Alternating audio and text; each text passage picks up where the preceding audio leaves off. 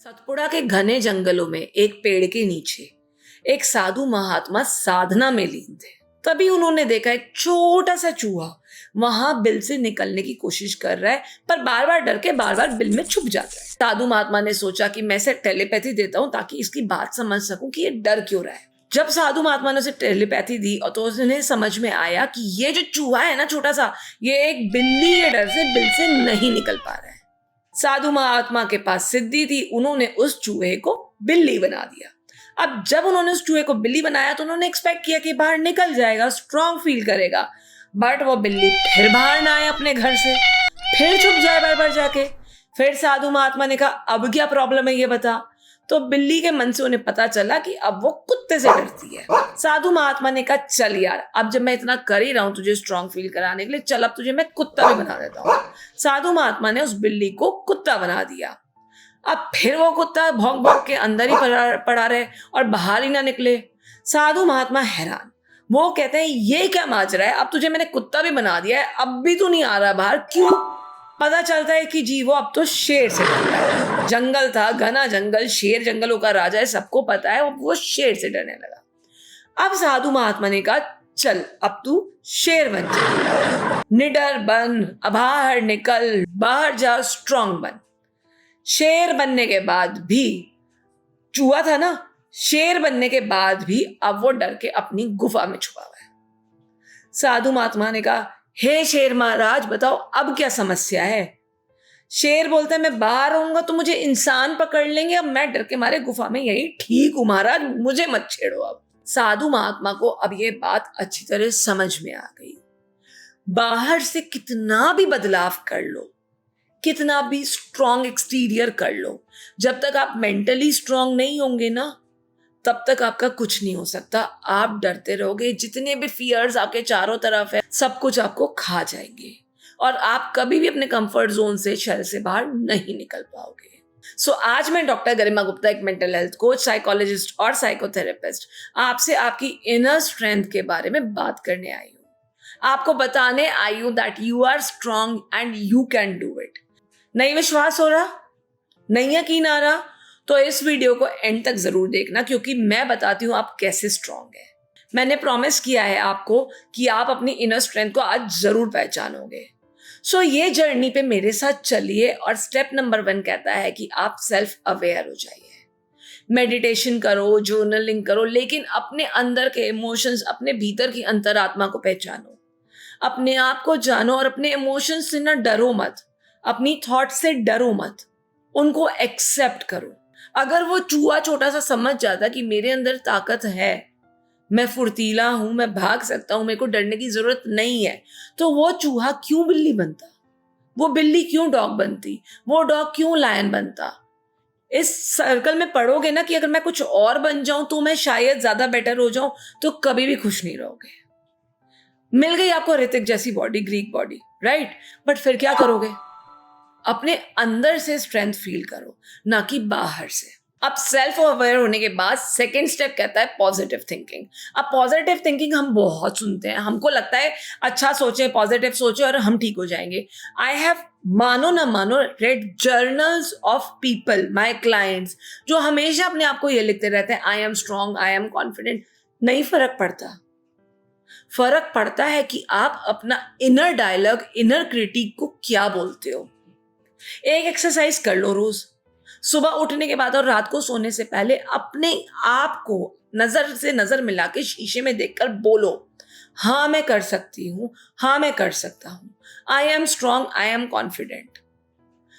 जब आप अपने आप से बात करोगे ना, वो आपका पॉजिटिव माइंडसेट होगा, क्योंकि आप अपने आप को ही बता रहे हो ना कि इधर उधर बता के वैलिडेट कर रहे हो कि मैं कर सकती हूं। इसको करने से आपका जो अंदर का डायलॉग है, इंटरनल डायलॉग, इंटरनल क्रिटिक, वो चेंज हो जाएगा और वो फिर पॉजिटिव सोच बन जाएगा।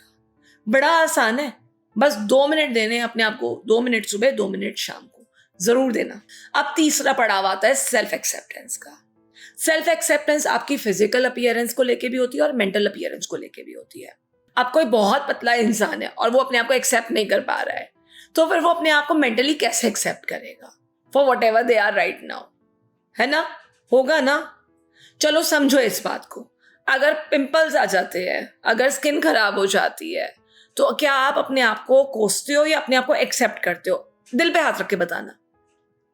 नहीं कर पाते ना, हमेशा कमी ढूंढते हो ना, ये ठीक हो जाए, ये ठीक हो जाए, जैसे मेरे यहाँ आया हुआ ये ठीक हो जाए तो ठीक होगा, है ना?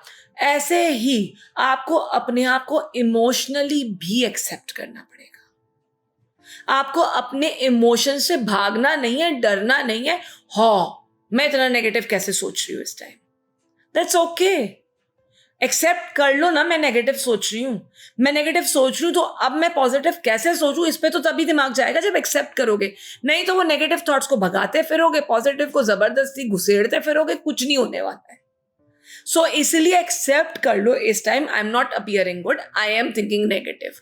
जब एक्सेप्ट करोगे तो अवेयर हो जाओगे और उसके बारे में फिर कुछ कर पाओगे, क्योंकि अगर प्रॉब्लम है तो सोल्यूशन भी है। हमेशा विश्वास रखो, लेकिन भागना छोड़ दो। लाइफ कोई रेस नहीं है वायरस वाली। Remember, life is a race.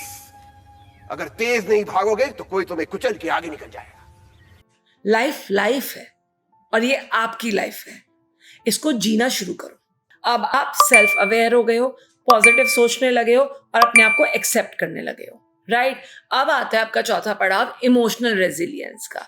Resilience का मतलब है हमारी एबिलिटी बाउंस बैक करने की विपरीत परिस्थितियों में भी। जब मुझे बहुत सैड फील हो रहा है और मैंने एक्सेप्ट कर लिया मुझे सैड फील हो रहा है, तो अब मैं अपने इमोशंस को कैसे ठीक कर सकती हूँ? सो ये जो हमारी अपने इमोशंस को कंट्रोल करने की एबिलिटी है, हमारे इमोशनल अप एंड डाउन को हैंडल करने की एबिलिटी है, इसको हम इमोशनल रेजिलियंस कहते हैं। टाइम लगेगा, सब कुछ होगा, लेकिन still you can do it. So इस भरोसे के साथ हम आगे वाले स्टेप पे जाएंगे। स्टेप नंबर 5 कहता है गोल सेटिंग।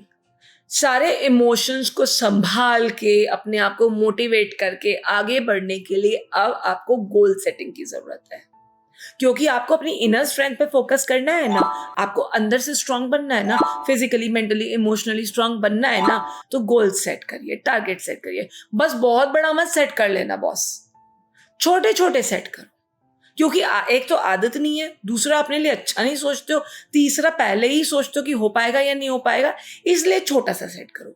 मे बी आज शाम का सेट कर लो, मे बी कल सुबह का सेट कर लो, बट छोटे छोटे goals, may be early, weekly, 15 days का, मंथ का सेट करने शुरू करो।